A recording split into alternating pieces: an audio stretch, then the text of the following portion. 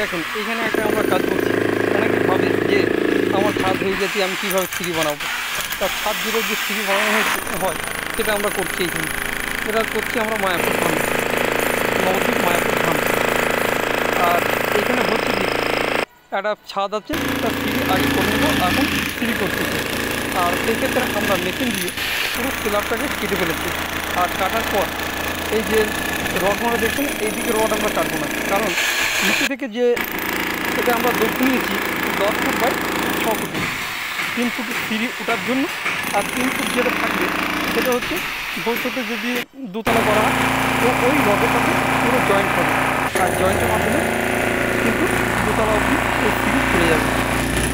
আর এখানে আমরা যে ওপর থেকে ব্লেডটা মেরেছি পুরো নিচেটাও দেখা যাচ্ছে যে আমরা কীভাবে ব্লেডটা মেরেছি বা মেশিন দিয়ে কেটেছি।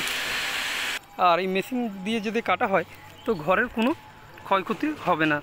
এই যে দেখতেই পাচ্ছেন এই মুহূর্তে আমাদের কাজ পুরো কমপ্লিট করিয়ে ফেলেছি। আর যদি এই ভিডিওটা আপনাদের ভালো লাগে তো অবশ্যই আমাদের সাথে যোগাযোগ করবেন, কাজ করানোর যদি ইচ্ছা থাকে।